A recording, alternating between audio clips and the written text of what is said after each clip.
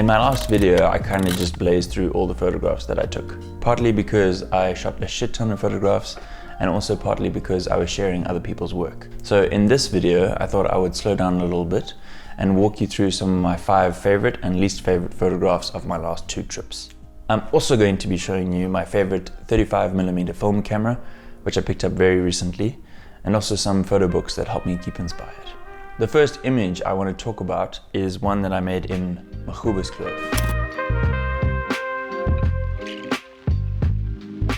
The table is empty. I feel like this is exactly what all of my social gatherings have looked like in 2021 so far. So I thought it was a nice scene to shoot, but the tricky part about this was the fence. I'm sure you can see the fence in the immediate foreground. The fence was also higher than my own personage, so I had to get creative with how I shot the shot. You might notice that my Mamiya RZ67 has only the waist level viewfinder. I don't have one of those fancy big boy eye level viewfinders that all the folks on the internet have. I've got to make do with waisty. I actually had to turn the Mamiya upside down and take a photograph like your boy Velandis. Anyways, I'm gonna shoot like that more often. In my Cape Town video, you may have noticed that we passed through a town called Rondfontein. Unfortunately, this is not a town. Rondfontein is a guest house that I was staying at, and I kind of just assumed that the place around it was called Rondfontein. The place around it is actually called Springfontein. Thank you, Simon. So when we were in Springfontein, I noticed this mid-century slanted roof house, and I thought that's gonna make an excellent photograph. When we arrived in this town, it was probably about 7:30 in the morning, so everybody was waking up, and this house seemed empty and abandoned as far as I could tell from the streets. So I was lining up my shot, and all of a sudden, this man opened the window and stared right at me, taking the photograph. And I looked up from my waist level viewfinder, took the picture, smiled and waved, and walked away. The reason that I love this shot so much is that the guy's looking right at me. I feel like if he wasn't looking at me, I don't know how I would feel about this photograph, particularly because of the very pointy lightning pole right in the middle of the shot. I'm not sure how practical that is or how appealing it is, but I can say that on the outset, it appears to be neither of those things. I'm a big advocate of photographs not being in focus or sharp. This one sums up this idea perfectly. I missed the focus on my wife and daughter while they were fast asleep on the couch. So the shot is blurry, the shot clearly has some development issues as well, but also it's just such a beautiful moment and I love it. It's special to me, and I think that photographs that are special, regardless of if they are sharp or unsharp, can be good. I'm not sure exactly why I like this shot of this house so much. The composition is quite tight. I would even say that there's nothing interesting about the subject matter or the colors, but I do enjoy this image. I think maybe because the light of the sun splits the frame in half, but other than that, I'm not exactly sure why I like this image. It's quite safe, but I do enjoy it. The last image I want to talk about is this experimental, weird looking shot that I took of some walls in the Springfontein town that I previously called Rondfontein. For some reason, the initials or the first 2 letters JW were written on this wall to tag it in some way. And I just thought that this scene was so interestingly split across all of the different planes.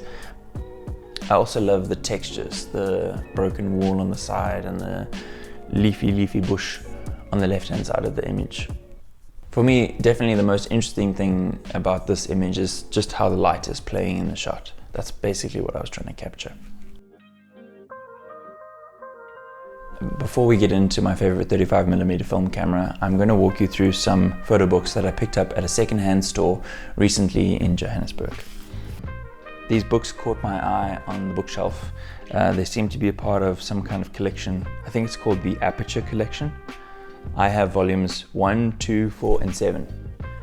Now, if you don't know Robert Frank and you know who Joel Meyerowitz is, this man inspired Joel Meyerowitz.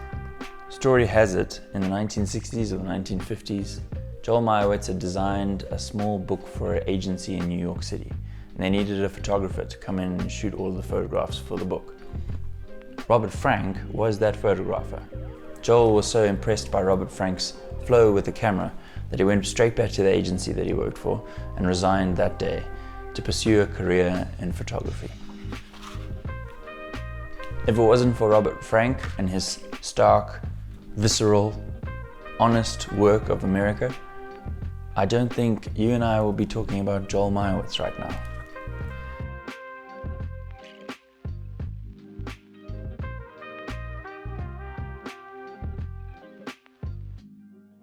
Henri Cartier-Bresson is a photographer of life, I would say.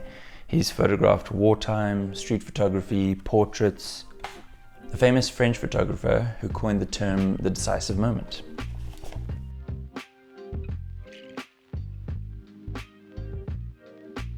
The reason that I love photography books is because every time I sit down and look at the work, I feel like I've gone on a walk taking photographs with this person myself.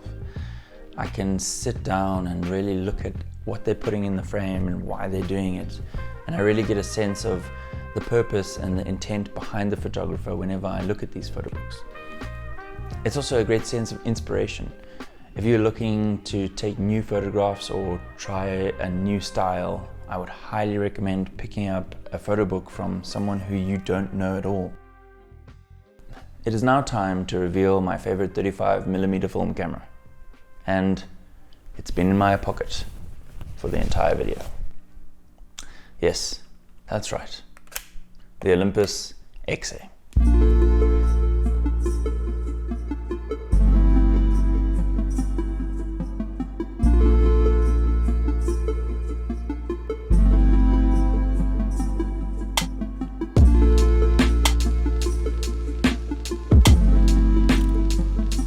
I've chatted about this camera in the past 3 videos that I've made, and there's a good reason for that. This is a 35mm rangefinder. It looks like a point and shoot. And it has full manual control, except for your shutter speed, so it's aperture priority. The previous camera that I bought before this camera was the Mamiya RZ67, and that slowed my workflow down incredibly. I had to use a tripod. I had to really think about the compositions because I could make a lot more mistakes than just a 35mm point and shoot. So naturally I wanted something that was going to fit into my pocket, that I could carry around wherever I go. That was small, inconspicuous, and would let me just be in the moment and take photographs. And that's exactly what this camera does. Yes, it has some quirks. It doesn't always take the best images, like in some cases I feel like it's let me down. The edges aren't so sharp on all of the frames. It also has some vignetting around the corners. But for all of its quirks, man, I love this thing. Absolutely love it. Highly recommend it. Unfortunately now I'm going to show you some photographs that I'm not too chuffed about. These are all mistakes. The first shit shot I want to talk about is this out of focus image of a cherry blossom. I know previously I said that out of focus images have their place in photography, especially if they mean something to you. Unfortunately, this means drivel. The cherry blossom leaves and branches that are closer to the camera are a little bit sharper than the ones in the background, and this therefore makes it feel like it was a mistake, that I didn't intentionally take this out of focus. Some things are meant for focus and some things aren't. While I was in Xa, I created some shit photographs at nighttime outside. This first image is of our Airbnb called the Bird Cottage in Xa, and I think it's a nice scene. I really like it. The composition is really, really cool. What I don't like about it is that it doesn't look like it's a nighttime shot. In the sky you can see faint glimmers of star trails, but it kind of looks like the sun is just set in its blue hour. It also looks like the hill in the distance is a little bit brighter than what it ought to be. And the light from the cottage is just not cutting it. It doesn't have that same glow that some of my previous nighttime shots had. I think that this photograph is well executed. It's sharp, it's in focus, it's got the right exposure, but it just fails as a nighttime star trail photograph. The idea behind this image still works as far as I'm concerned. It does look like a graveyard of baby avocado trees that stretch out into the distance. If I was just a little bit higher on this shot, I would have seen the graveyards or the avo trees extend out even further into the distance. And I would have lost a little bit of that foreground as well, which is not doing anything in this shot. I feel like if these trees were a little bit closer to the fence that I was shooting this image through, and you could see a greater sense of them into the distance, it would have been a lot better than what it is now. But you still get the same idea. Composition could have been a little bit better though, as you can tell. Sadly, the last image I want to talk about is this one. And it's cool. It's not bad. It's misty, it's a road, it's mysterious, but I've seen it done before. You've seen it done before. Everyone's seen it done before. Does nothing for me. That's it.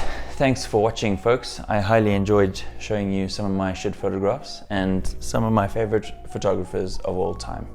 I hope that you go out and Google some of their work and get inspired, and I will see you in the next video.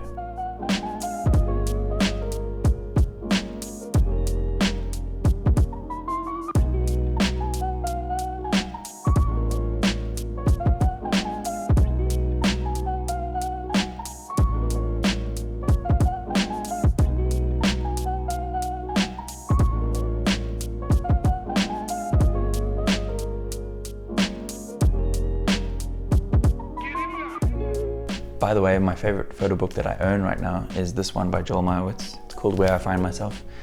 It's a collection of all of his works in descending order. So his newest work is at the beginning and his oldest work is at the end. My wife got it for me for Christmas, and it's one of the best Christmas presents that Santa has ever brought me. Oh yeah, and I just want to say thank you. Thanks. If you leave a comment, if you like my videos, if you watch my videos, thank you so much. I've been getting amazing comments from people, so I just want to say thanks. And I'll see you in the next video.